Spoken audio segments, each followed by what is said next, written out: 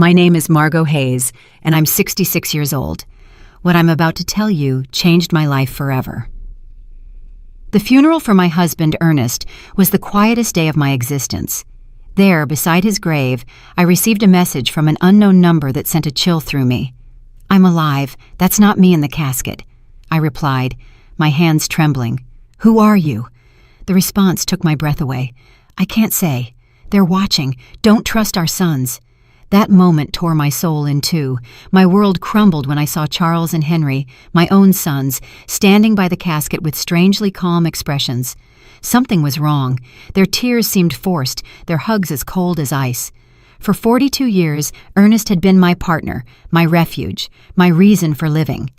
I met him when I was 24 in the small town of Spring Creek.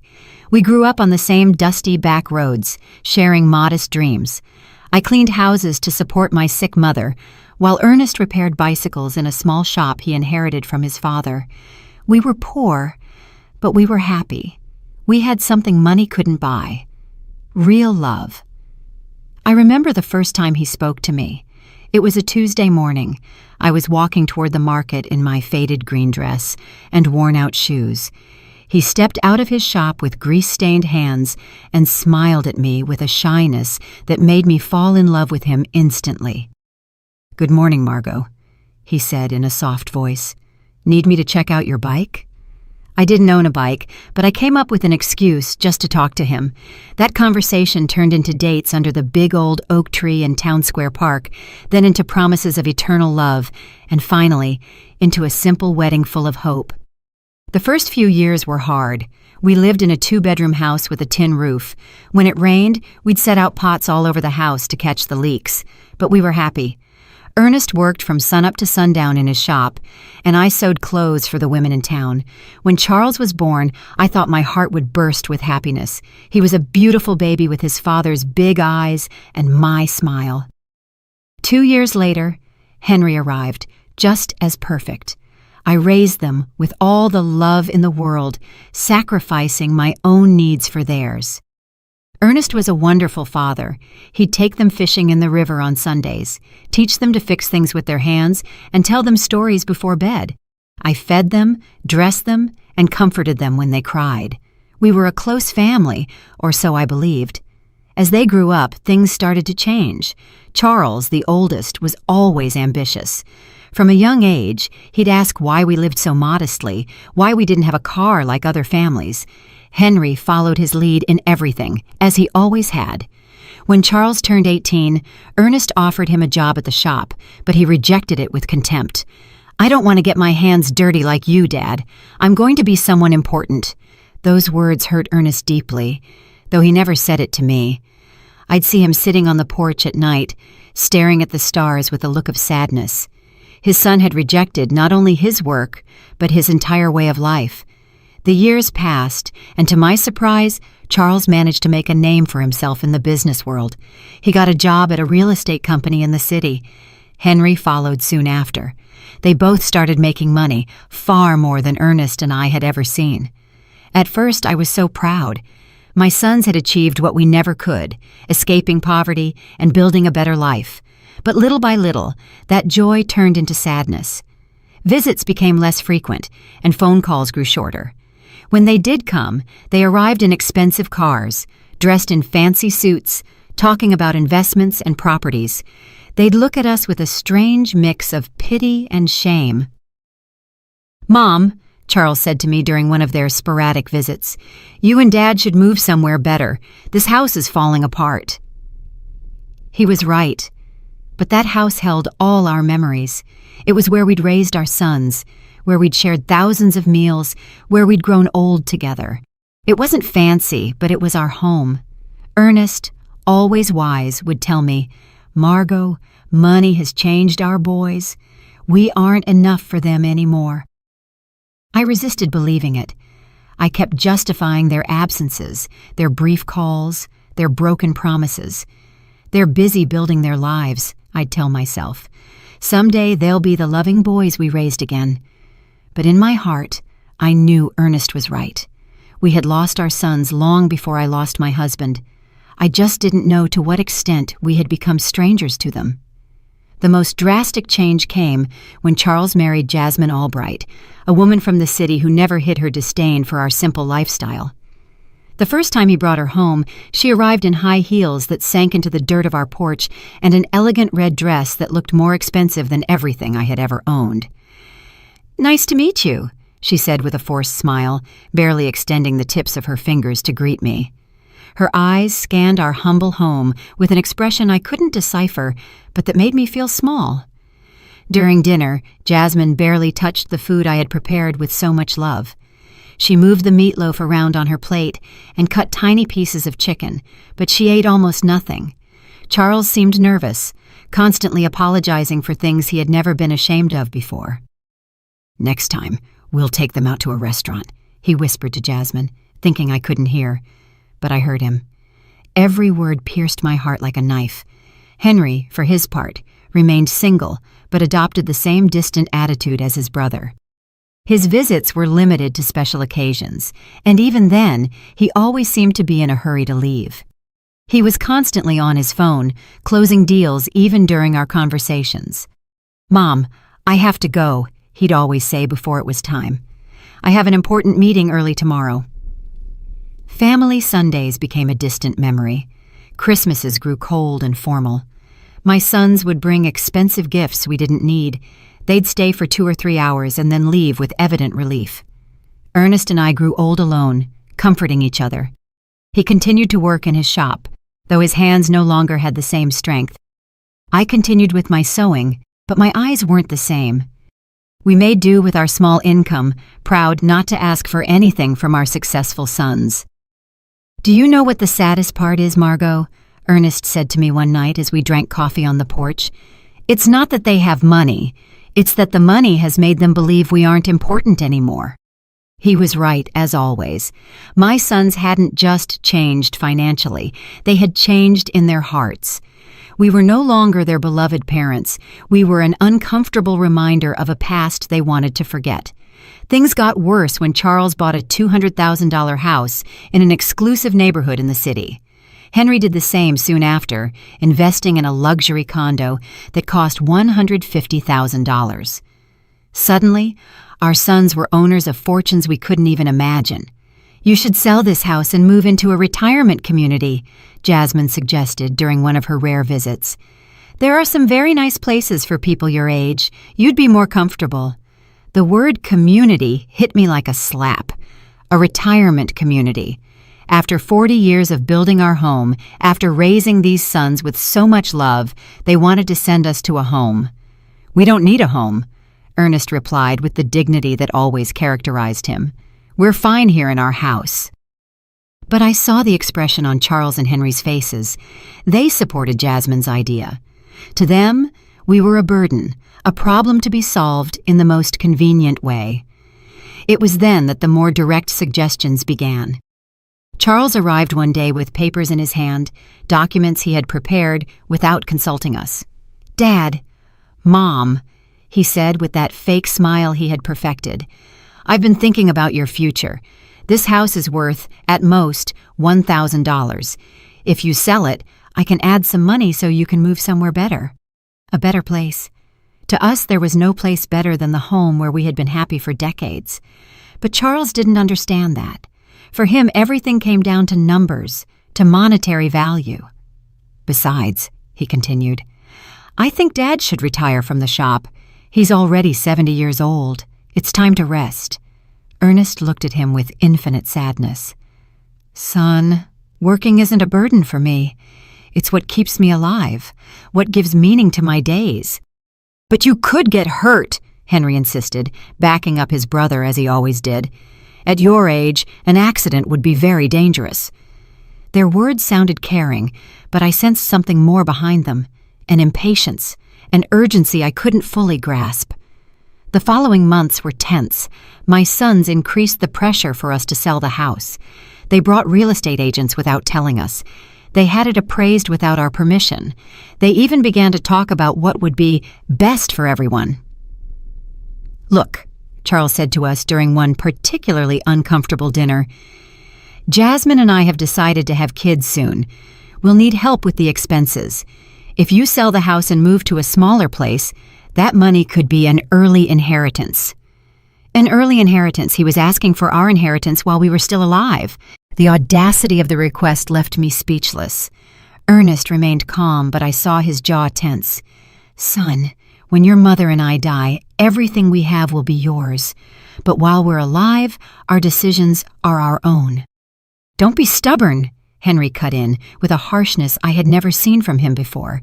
You're old now. You can't keep living in the past. That night, after they left, Ernest and I stayed up talking until dawn. For the first time in our marriage, we discussed the possibility that our sons were not the people we thought we had raised. Something's wrong, Margot, my husband said to me with a look of worry I had never seen in his eyes. This isn't just ambition or impatience. There's something darker behind all this pressure. I had no idea how profoundly correct his words were. I couldn't imagine that my own sons were planning something that would change our lives forever. I didn't know that the tragedy that was coming wouldn't be an accident of fate, but a conspiracy carefully orchestrated by the two people I trusted most in the world. The last normal conversation I had with Charles was 3 weeks before Ernest's death. He came alone, without Jasmine, and looked more serious than usual. "Mom," he said, sitting at the kitchen table where he had eaten breakfast so many times as a boy, "I want you to know that no matter what happens, Henry and I will always take care of you." His words soothed me at the time, but now, remembering them beside Ernest's grave, they send a shiver down my spine. Why did he say, "no matter what happens"? What did he know that I didn't? The accident that changed everything happened on a Tuesday morning. Ernest had left early for the shop, as he had done every day for more than 40 years. I was in the kitchen preparing his favorite lunch, meatloaf and mashed potatoes, when the phone rang with an urgency that sent a chill through me. "Mrs. Hayes?" a voice I didn't know asked. "I'm calling from Memorial Hospital. Your husband has been in a serious accident. You need to come immediately." The words blurred in my mind like ink and water. The world stopped. My legs turned to jelly, and I had to grab the doorframe to keep from falling. "What happened? Is he okay? Is he alive? Is he in the ICU?" "Ma'am, please come as soon as possible." The trip to the hospital was a hazy nightmare. My neighbor, Doris, had to drive me because I was shaking so much I couldn't even hold the keys. The whole way there, my mind refused to process what was happening. Ernest was careful, meticulous in his work. How could this have happened? When we got to the hospital, Charles and Henry were already there. That surprised me because no one had notified them yet. At least not me. But in my desperation, I didn't pay attention to that detail. "Mom," Charles said, hugging me with a force that seemed genuine. "Dad is in bad shape. The doctors say one of the machines at the shop exploded. He has severe burns and a traumatic brain injury." Henry's eyes were red, but something in his expression felt off. He seemed more nervous than sad, like someone waiting for important news rather than someone suffering for his father. "Can we see him?" I asked, desperate. "Only immediate family, one at a time, and for 5 minutes max," the nurse explained. When I entered that ICU room, my heart sank. Ernest was hooked up to a dozen machines with bandages covering most of his face and arms. I barely recognized him. His breathing was labored, artificial, kept going by machines that beeped constantly. I walked up to his bed and took his hand, the only part of his body that seemed intact. "Ernest, my love, I'm here. Everything is going to be all right. You're going to recover, just like you always do." For a moment, I felt a slight squeeze in my hand. His eyes moved behind his closed lids. He was fighting. My warrior was fighting to get back to me. The next 3 days were the longest of my life. I practically lived at the hospital, sleeping in the uncomfortable chairs in the waiting room. Charles and Henry took turns accompanying me, but they always seemed more interested in talking to the doctors than in comforting their father. I overheard fragmented conversations that I couldn't fully understand at the time. Henry asked about medical insurance, about the cost of treatment. Charles was on the phone talking about life insurance policies and beneficiaries. "Mom," Charles said to me on the second day, "we reviewed Dad's insurance. He has a life insurance policy for $50,000. There's also a workers' comp policy that could cover up to $75,000 more. Why was he talking to me about money when Ernest was still fighting for his life? Why was he worried about insurance instead of his father's recovery? I don't care about the money, I responded harshly. I just want your dad to get better. Of course, Mom, he said, but I saw something in his eyes that I didn't like.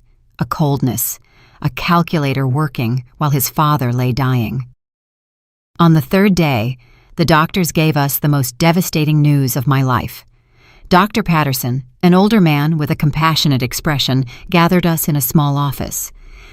Mrs. Hayes, he began softly, your husband's condition is critical. The burns have become infected, and the head trauma is more severe than we initially thought. We have to be realistic about his chances. What does that mean? I asked, though my heart already knew the answer. It means we need to prepare for the worst. Your husband is in an induced coma. We could keep him alive indefinitely, but his quality of life, well, it's highly unlikely he will ever regain consciousness. My world fell apart around me. 42 years of marriage, an entire life built together, and now they were telling me it was all fading away like smoke. We want to try everything, I said through sobs, no matter the cost, no matter how long it takes. But Charles exchanged a look with Henry that deeply unsettled me. Mom, Charles said in a voice that tried to sound understanding, we have to be practical. Dad wouldn't want to live like this. He always said he never wanted to be a burden on anyone. A burden. I exploded with a fury I didn't know I had. He's your father. He's not a burden. He's the man who raised you, who worked his whole life to give you the best he could. We know, Mom, Henry chimed in. But we also have to think about you. The medical bills are going to be enormous. They could wipe out all your savings. Again, money. Always money. My husband was dying, and they were calculating costs. That night, alone in the hospital room, I took Ernest's hand and spoke to him as if he could hear me. My love, I don't know what to do. The doctors say there's no hope, but I can't let you go. I can't imagine my life without you. It was then that something happened that still gives me goosebumps. His fingers moved slightly, squeezing mine with a force that was almost imperceptible. His lips moved as if he were trying to say something, but no sound came out. I called for the nurses, desperate. He's reacting! He's trying to talk! But by the time they arrived, Ernest had returned to his previous state. The nurse checked the monitors and shook her head. Sometimes there are involuntary muscle spasms, ma'am. It doesn't mean he's conscious. But I knew what I had felt. Ernest had tried to communicate with me. He had fought to tell me something important. 2 days later, in the early hours of Friday morning, the machine alarms went off. Lights flashed. Nurses rushed to Ernest's room. I was dozing in the hallway when the noise woke me up. No, no, no! I screamed, running toward the room. The doctors worked for 40 minutes trying to resuscitate him, but it was useless. At 4:37 in the morning, Ernest was officially declared dead. The pain I felt in that moment was physical, as if my heart had been ripped from my chest. I collapsed by his bed, hugging his still warm body, refusing to accept that he was gone forever. Charles and Henry arrived at the hospital an hour after their father's death. They seemed prepared, as if they had been expecting the call. They brought papers, documents, and phone numbers for funeral homes. We already talked to the Spring Creek Funeral Home, Charles said to me while I was still crying inconsolably. They can pick up the body this morning. We also contacted the insurance, Henry added. The claim process is already underway. How could they be so efficient, so organized, so cold just an hour after losing their father? Something was wrong, but my grief was so intense that I couldn't think clearly. The funeral was scheduled for the following Monday. Charles took care of all the arrangements without really consulting me. He chose the simplest casket, the shortest service, as if he wanted to get it all over with as quickly as possible. It's what Dad would have wanted, he said when I complained about not being included in the decisions. Something simple without a fuss. But Ernest deserved better than this indecent rush to bury him and forget. The day of the funeral arrived, cloudy and cold, as if the sky itself were crying for Ernest. I wore my only black dress, the same one I had worn for my mother's funeral years ago. My hands were shaking so much that Doris had to help me button the small buttons on the back. "Be strong, Margot," my dear friend whispered as she carefully combed my hair. "Ernest would want to see you strong." But I didn't feel strong. I felt empty, like a shell without a soul. 42 years of marriage can't be buried so easily. Every object in the house reminded me of him: his coffee mug on the table, his tools on the porch, his pillow that still held his scent. When we got to the cemetery, I was surprised by how few people had attended. I expected to see more of Ernest's co-workers from the shop, more neighbors, more acquaintances. But it was only Charles, Henry, Jasmine, Doris, me, and the pastor. For a man who had lived 70 years in the same town, who had helped so many people, the funeral seemed strangely empty. "Where are the guys from the shop?" I asked Charles. "We didn't want to bother anyone," he replied quickly. "Dad was a private person. He would have preferred something intimate." But that wasn't true. Ernest loved his community. He cared about his neighbors. He would have wanted them to come say goodbye. Why had Charles decided to make everything so secretive, so rushed? During the service, I watched my sons with a strange emotional detachment. Charles had a solemn expression, appropriate for the occasion, but his eyes constantly darted toward his watch. Henry seemed restless, as if he had more important things to do. Jasmine discreetly checked her phone behind her black veil. This was how they were saying goodbye to their father, with impatience and distractions. The pastor spoke about eternal life, about well-deserved rest, about reuniting with God. His words felt hollow in my shattered heart. I didn't want Ernest to rest in peace. I wanted him to come home with me, for us to keep growing old together, for us to keep drinking coffee on the porch every evening. When it was time to throw dirt on the casket, my legs refused to hold me up. Doris had to support me as I sobbed uncontrollably. The sound of the dirt hitting the wood was final, conclusive, hopeless. It was at that exact moment, standing by my husband's grave, that my phone vibrated. A text message from an unknown number. "I'm alive. That's not me in the casket." My heart stopped. The letters danced in front of my eyes as if I were hallucinating. I was losing my mind from the grief. With trembling hands, I replied, "Who are you?" The answer came immediately. "I can't say. They're watching. Don't trust our sons." The phone fell from my hands as if it were burning. Doris bent down to pick it up, but I stopped her abruptly. I couldn't let anyone else see those messages, not until I understood what was happening. "Are you okay, Mom?"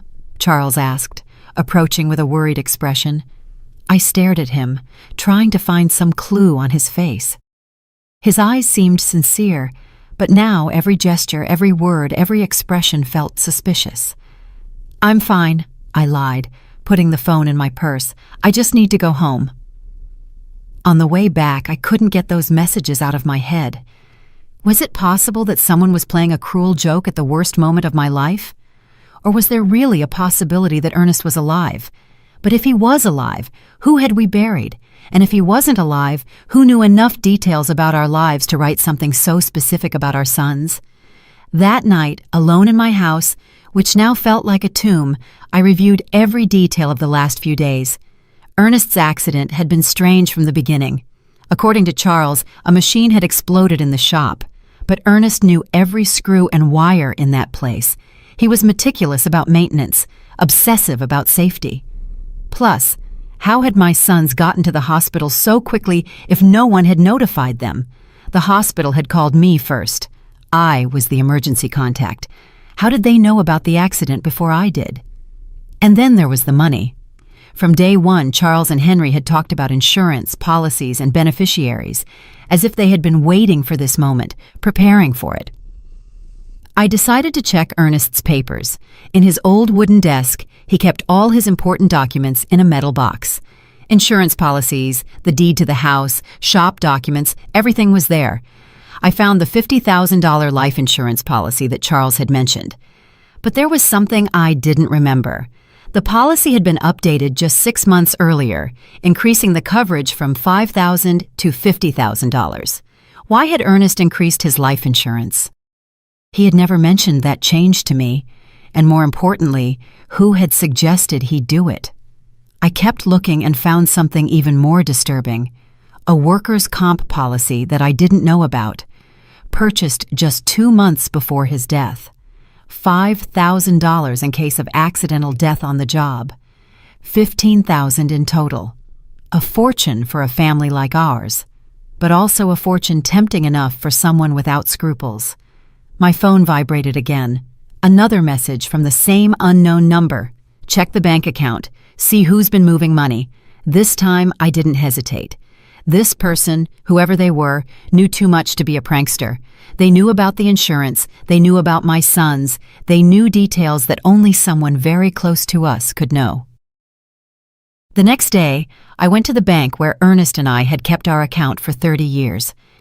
Mrs. Thompson, the manager who had known us forever, greeted me with sincere condolences. "Margot, I'm so sorry about Ernest. He was a good man." "Thank you, Mrs. Thompson. I came to check our accounts. I need to understand our financial situation." She showed me the bank statements from the last 6 months. What I saw froze me. Over the past 3 months, large withdrawals had been made from our savings account. $1,000 in January, $3,000 in February, $4,000 in March.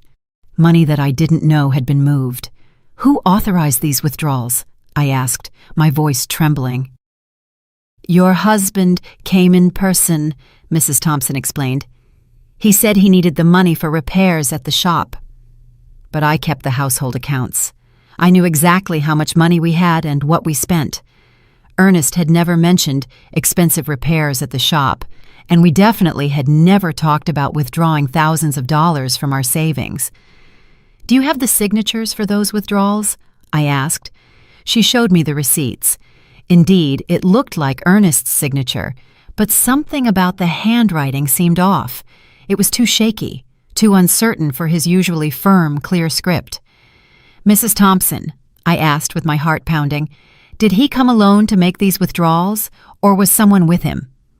She thought for a moment. "Now that you mention it, I think he came in with one of your sons once or twice. Charles, I think. He said he was helping his dad with the paperwork because Ernest had trouble reading documents without his glasses." Charles. My son had been involved in money withdrawals I didn't know about, using his father's tired eyes as an excuse. But Ernest saw perfectly well with his glasses, which he never took off during the day. That afternoon, as I looked over the bank receipts again and again, I received another message. The insurance was their idea. They convinced Ernest he needed more protection for you. It was a trap. I could no longer deny the evidence piling up in front of me. The mysteriously increased insurance policies, the unauthorized money withdrawals, Charles's presence in transactions I knew nothing about, his suspicious efficiency in organizing the funeral, his coldness during his father's agony. But the question that terrified me was whether they had really planned Ernest's death, how they had done it, and who was sending me these messages. How did this person know so much about what had happened? The following days became a nightmare of doubt and suspicion. Every one of Charles's smiles, every one of Henry's hugs, every word of condolence felt like a mask hiding something sinister. But I needed more proof before I could accept a truth as horrible as the one taking shape in my mind. My phone kept receiving messages from the mysterious number. "Go to Ernest's shop. Look in his desk. There are things you didn't see." I decided to go to the shop for the first time since the accident. Charles had said a machine had exploded, but when I got there, I found something completely different from what I expected. The shop was strangely clean, too clean to have been the scene of an explosion. There were no burn marks on the walls, no debris, no signs of the destruction that such a serious accident should have caused. "Where is the machine that exploded?" I asked out loud. I looked all over the shop and found every machine in its place, working perfectly. The welder, the compressor, the electric saw, all were intact. What then had been the cause of the accident? In Ernest's desk, I found something that sent a chill through me. A note written in his handwriting, dated 3 days before his death. Charles insists I need more insurance. He says it's for Margot, but something doesn't feel right. I don't trust his intentions. Below that note was another. Henry brought me some papers to sign. He says they're to modernize the shop, but I don't understand what it's about. Why all the hurry? My husband had had suspicions. He had intuited the evil intentions of our sons, but he had died before he could tell me. I kept searching and found an envelope sealed with my name on it. I opened it with trembling hands. It was a letter from Ernest. "My dearest Margot, if you are reading this, it means something has happened to me. In recent months, I've noticed strange changes in Charles and Henry. They're too interested in our money, in the insurance, in us selling the house. Jasmine is putting a lot of pressure on them. Yesterday, Charles told me I should be more concerned about my safety because at my age, any accident could be fatal. I don't know why, but those words sounded like a threat. I love you, Margot. If something happens to me, don't trust anyone blindly, not even our sons." The letter fell from my hands. Ernest had sensed his own death. He had seen the signs that I, blinded by maternal love, had ignored. That night, Charles came to visit me. He arrived with a bottle of wine and a smile that now seemed completely fake. "Mom, I've been thinking about your future," he said, pouring himself a glass without asking if I wanted one. "The insurance money. It's already in process. It'll be $15,000. "How do you know the exact amount?" I asked, feigning innocence. "Well, I helped Dad with the insurance paperwork. He wanted to make sure you had enough money to live comfortably." A lie. Ernest had never wanted to increase the insurance. According to his own note, he had been pressured by Charles. "And what do you think I should do with that money?" I asked, carefully watching his reaction. His eyes lit up with a glint that gave me a chill. "You could buy a smaller, cozier house, or even better, move into a nice retirement community where you'd have company and medical care. Henry and I could manage your money to make it go further." "Manage my money. We just want to take care of you, Mom.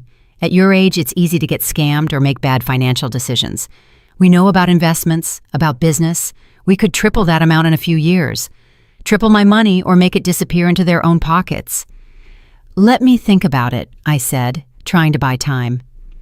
"Of course," Jasmine said with her fake sweetness. "But not too long, for your own good." After they left, I sat in my kitchen, shaking with rage and fear. My own sons, my flesh and blood, had not only murdered their father, but now they were planning to steal everything I had left. That night, my phone vibrated with a longer message than the others. "Tomorrow, go to the police station. Ask for the report on Ernest's accident. There are contradictions you need to know about." The next day, I went to the local police station. Sergeant O'Connell, who had known Ernest for years, greeted me kindly. "The report on your husband's accident?" he asked with a confused expression. "What accident, Mrs. Hayes?" "From his shop, when the machine exploded." The sergeant checked his files and shook his head. "We don't have any report of an explosion at Ernest's shop here. In fact, we don't have any report of a work accident involving your husband." I felt the world sway under my feet. But my son said it was an accident at the shop. That's why he was in the hospital." "Mrs. Hayes, your husband arrived at the hospital on Tuesday morning, but not from a work accident. According to the medical report I have here, he arrived unconscious with symptoms of poisoning." Poisoning. The doctors found traces of methanol in his blood, a quantity sufficient to cause blindness, brain damage, and eventually death. The hospital should have informed you of this. Poisoning. It hadn't been an explosion. It hadn't been a work accident. Someone had deliberately poisoned my husband. "Why didn't anyone tell me this?" I asked, my voice breaking. The immediate family who signed the hospital papers requested that the information be kept confidential to avoid unnecessary speculation. They said you were too emotionally fragile to handle the technical details. The immediate family. Charles and Henry had hidden the true cause of Ernest's condition, invented the story of the explosion, and manipulated everyone, including me, to cover up a murder. "Mrs. Hayes," the sergeant continued. "If you suspect the circumstances of your husband's death, we could open a formal investigation." I had more than suspicions. I was certain that my own sons had murdered their father for money. That afternoon, Henry came home with a bouquet of flowers and the same fake smile as Charles.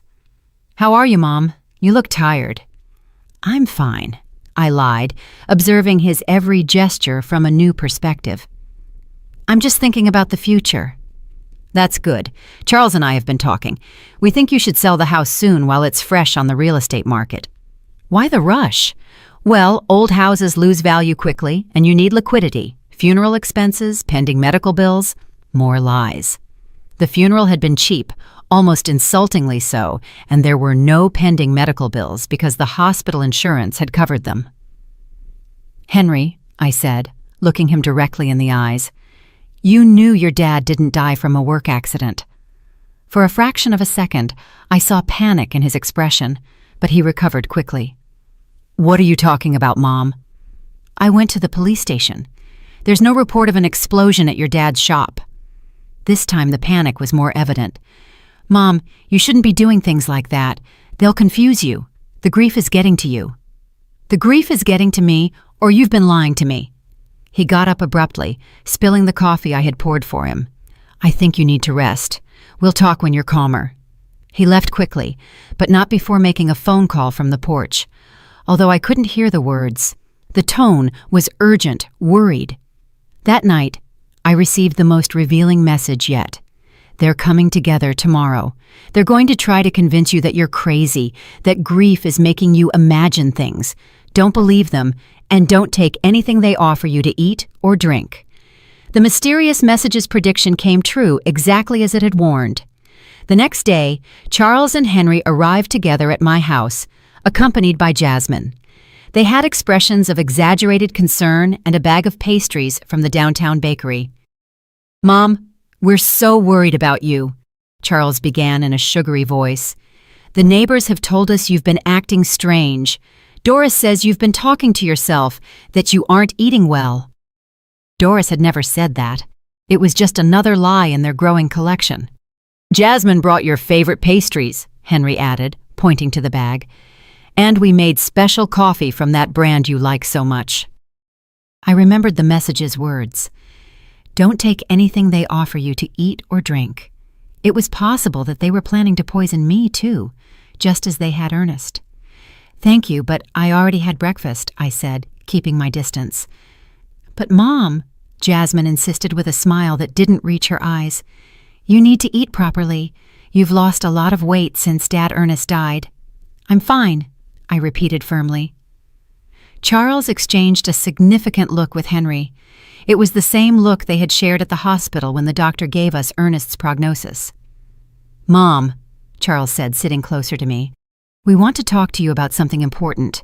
Henry and I have been consulting with some doctors about your recent behavior." "My behavior?" "Yes. The strange questions you've been asking, the visits to the police station, that obsession with irrelevant details about Dad. It's normal after such a great loss, but it can be dangerous if it's not treated." Henry nodded gravely. "We spoke to Dr. Albright. He says it's common for older people to develop paranoia after losing a partner, especially women your age." Paranoia. They were accusing me of being crazy for uncovering their lies. "I am not paranoid," I said with all the firmness I could muster. "I'm just asking questions I should have asked from the beginning." "What questions?" Charles challenged me. "Like why there's no police report for your father's supposed accident. Like why the shop is perfectly clean if there was an explosion. Like why you withdrew $5,000 from our account without telling me anything." The silence that followed was deafening. The three of them exchanged looks of thinly disguised panic. "Mom," Henry finally said, "those things have simple explanations. Dad withdrew that money for repairs he wanted to do. Evidence was overwhelming. The recordings didn't lie. The bank documents didn't lie. The forensic evidence of the methanol in Ernest's body didn't lie. When it was my turn to testify, I walked to the stand with trembling legs, but a clear mind. I had been waiting for this moment for months. Mrs. Hayes, the prosecutor asked me. "Can you tell us what your relationship was like with your sons before your husband's murder?" "I thought I had a good relationship with them," I replied, looking directly at Charles and Henry. "I raised them with love. I sacrificed everything for their well-being. Their father worked from sunup to sundown to give them the best we could. I never imagined that love and sacrifice would become the reason for his murder." "At any point, did you suspect they could harm your husband?" "No. That is the most painful part of all this. I trusted them completely. When they told me Ernest had an accident at his shop, I believed them. When they organized the funeral so quickly, I thought they were being efficient in their grief. I never imagined they were covering up a murder." Charles lowered his head during my testimony. Henry looked at me defiantly, but I saw tears in his eyes. Too late for tears. Too late for regret. The most dramatic moment of the trial came when the prosecutor decided to play the full recording of the conversation where they planned my own murder. Charles's voice filled the courtroom. "Once we have Dad's insurance money, we need to get rid of Mom too. We can't risk her getting suspicious." A murmur of horror swept through the audience. Several people turned to look at me with expressions of disbelief and compassion. "How did you feel when you heard this recording for the first time?" the prosecutor asked me. "I realized that I had lost my 2 sons long before I lost my husband," I replied, my voice cracking but firm. "The babies I nursed, the children I comforted in their nightmares, had died and been replaced by 2 strangers capable of any cruelty for money." The defense tried to cross-examine me, suggesting that maybe I had misinterpreted my son's intentions, that maybe the grief had made me exaggerate the evidence, but the recordings spoke for themselves. Stephen also testified, explaining in detail how Ernest had hired him because he was afraid of his own sons. He described every step of the investigation, every piece of evidence collected, every recorded moment that revealed the truth. The medical examiner presented the results of the exhumation, confirming the lethal presence of methanol in Ernest's body. He explained how this poison acts slowly, causing exactly the symptoms my husband had experienced before he died. After 3 days of devastating testimony, the closing arguments arrived. The prosecutor was crushing. "Charles and Henry are not victims of circumstances. They are predators who saw their own parents as financial obstacles that had to be eliminated. They planned, executed, and covered up Ernest's murder, and were planning to do the same to Margot. They don't deserve compassion. They deserve justice." The jury deliberated for 6 hours. When they returned, the silence in the courtroom was absolute. I could hear the beating of my own heart as the judge read the verdict. In the case of the state versus Charles Hayes and Henry Hayes on the charge of first-degree murder of Ernest Hayes, we find the defendants guilty. The courtroom erupted in murmurs and exclamations. Charles collapsed in his chair, finally comprehending the magnitude of what he had done. Henry remained rigid, staring straight ahead with no expression. "On the charge of conspiracy to commit murder against Margot Hayes, we find the defendants guilty." The judge proceeded immediately to the sentencing. "Charles Hayes and Henry Hayes, for the premeditated murder of your father and the conspiracy to murder your mother, I sentence you to life in prison without the possibility of parole for 30 years. When I heard those words, I felt a gigantic weight lift from my shoulders. Justice. Finally, there was justice for Ernest. After the trial, many people came up to hug me and express their support. Doris cried with me, not from sadness, but from relief. "Margot, Ernest can rest in peace now," she whispered to me. That night, I returned to my house, which now felt different. It was no longer a place of pain and betrayal. It was my home again, the place where Ernest and I had been happy for 42 years. Stephen came to visit me a week after the trial. "How do you feel?" he asked me. "At peace," I answered honestly. "For the first time since Ernest's death, I sleep soundly. I know he is resting because his death did not go unpunished. And the money, the insurance, the savings? I donated the life insurance money to a foundation for victims of family crimes, I explained. That money was stained with blood. I could never have used it. My personal savings are enough to live modestly for the rest of my days. 6 months after the trial, I received a letter in prison mail. It was from Charles. Mom, I know I don't deserve your forgiveness, but I need you to know that I regret everything. The money, the debts, the desperation. They blinded us. We lost all humanity. Henry and I destroyed the most loving family in the world for $5,000 that we didn't even get to enjoy. Tomorrow, I will commit suicide in my cell. I can't live with what we did. Take care, Mom. Tell Dad we're sorry we were such bad sons. I didn't arrive in time to prevent his suicide. Charles was found hanging in his cell the next day. Henry, upon learning of his brother's death, suffered a complete nervous breakdown and was transferred to the prison psychiatric hospital. Today, 2 years after the trial, I live peacefully in my small house. I have converted Ernest's shop into a garden where I grow flowers to take to his grave every Sunday. Stephen has become a close friend, visiting me regularly to make sure I'm okay. Sometimes the neighbors ask me if I miss my sons. The answer is complicated. I miss the children they were, but those children died long before Ernest did. The men they became were not my sons. They were strangers who shared my blood, but not my heart. I have learned that true family is not defined by blood, but by love, loyalty, and mutual respect. Ernest was my true family for 42 years. The friends who supported me during the trial are my family now. Justice did not bring Ernest back, but it gave me peace.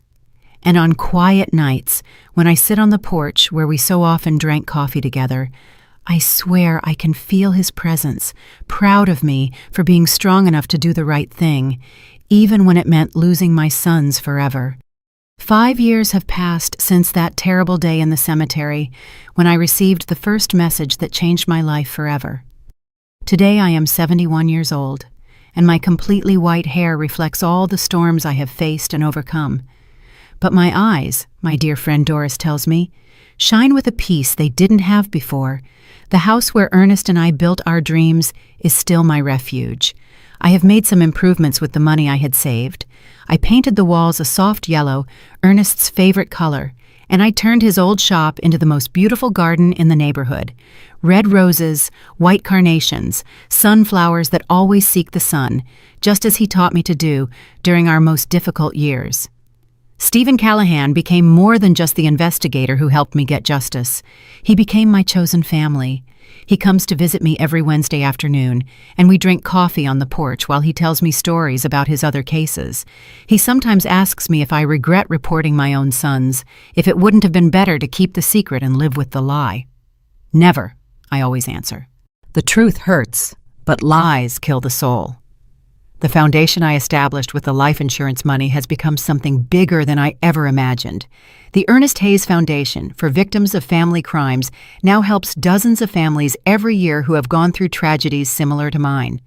We have psychologists, lawyers, and private investigators all working so that no other family has to suffer in silence what I suffered. 6 months ago, a 40-year-old woman came to see me. Her name was Eleanor, and she suspected her brother had murdered her mother for the inheritance. Her story was painfully similar to mine. Greedy relatives, pressure to sell properties, strange behavior after the death.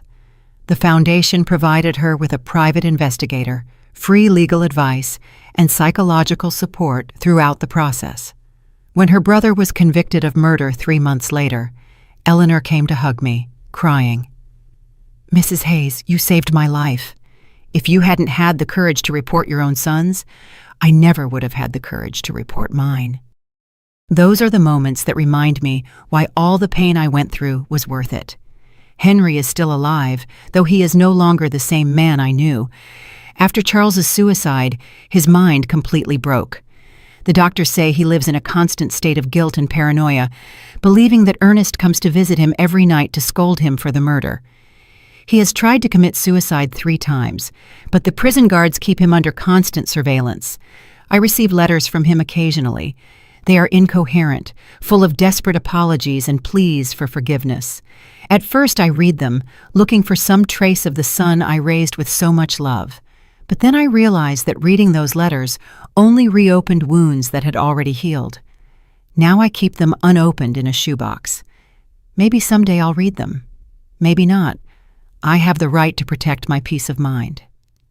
Jasmine disappeared from town immediately after the trial. Someone told me she moved to the city and changed her name. I don't blame her. Carrying the last name of a murderer must not be easy. Sometimes I wonder if she knew what Charles was planning, if she was a silent accomplice to Ernest's murder. But those questions belong to the past, and I have learned to live in the present. The town of Spring Creek will never forget the case. It has become a local legend, a story that parents tell their children as a warning about greed and betrayal. Some see me as a hero, others as a cruel woman who sent her own sons to prison. I don't care what they think. I know the truth, and the truth has given me the peace I needed. My health remains surprisingly good for my age. The doctor says it's because I was finally able to free myself from the stress and sadness I was carrying. The body heals when the heart finds peace, he explained during my last checkup. Sunday mornings are my favorite. I cut fresh flowers from my garden and walked to the cemetery to visit Ernest's grave. His headstone now has an inscription that I had engraved after the trial. Ernest Hayes, beloved husband, betrayed father, honorable man. His love was stronger than his death. I tell him everything that has happened during the week. I talk to him about the foundation, about the families we have helped, about the thank you letters I receive from people who found justice thanks to our story. I swear I can feel his approval in the wind that moves the leaves of the nearby trees. Do you know what's strangest, my love? I said during my last visit. I no longer feel pain when I think of Charles and Henry. I only feel pity. Pity because they had all the love in the world and they chose hate. They had a family that adored them and they chose betrayal. They had the opportunity to be honorable men like you and they chose to be murderers. Last week, a reporter from the city came to interview me for a documentary about family crimes. She asked me if there was anything I wanted to say to other people who might be going through similar situations. Family is not an excuse for crime, I replied. Love is not blind. Love with boundaries is true love. If someone who says they love you is capable of harming you for money or convenience, that person doesn't really love you, and it is never, ever too late to seek justice, no matter who the culprit is. This year, on the 5th anniversary of Ernest's death, I organized a special ceremony in his memory. More than 200 people came, neighbors, members of the foundation, families we have helped, local authorities. It was beautiful to see how his death, which began as a tragedy, had become a force for good in so many lives. Stephen gave an emotional speech. Ernest Hayes died because of his son's greed, but his legacy lives on in every family that finds justice thanks to his wife's courage. Evil tried to destroy his story, but good turned it into hope for others. At night, before I go to sleep, I sometimes take out the old photographs from when Charles and Henry were children. I see them playing in the yard, hugging their father, laughing with me on past Christmases. I allow myself to cry for those innocent children who once existed before greed completely corrupted them. But I no longer cry for the men they became. Those men chose their destiny. My story ended up being bigger than my personal tragedy. It has become a symbol that justice is possible, even when it comes from the most unexpected sources. A 66-year-old widow proved that truth is more powerful than lies, that true love is stronger than betrayal, and that it is never too late to do the right thing. Tomorrow is Wednesday, and Stephen will come for coffee, as always. I'll make his favorite pastry and tell him about the thank you letters that arrived this week. Afterward, we'll work together in the garden, planting new flowers for spring. Life goes on, more simple but more authentic than before. I have learned that true family is not about shared blood, but about shared values, mutual respect, and a love that never turns into harm. Ernest, wherever you are, I hope you know that I kept the promise I made to you by your grave that terrible day. I found the truth, I sought justice, and I turned our pain into hope for others. Your death was not in vain, my love. Did you like my story? And which city are you listening from? Let's meet in the comments. If you like the story, you can support me by sending a super thanks so I can keep bringing more stories like this. Thank you so much for your sweet support. I'm looking forward to your comments on the story. On the screen, you can see 2 new life stories that I highly recommend. There's so much more on my channel. Don't forget to subscribe. See you in the next life story with love and respect.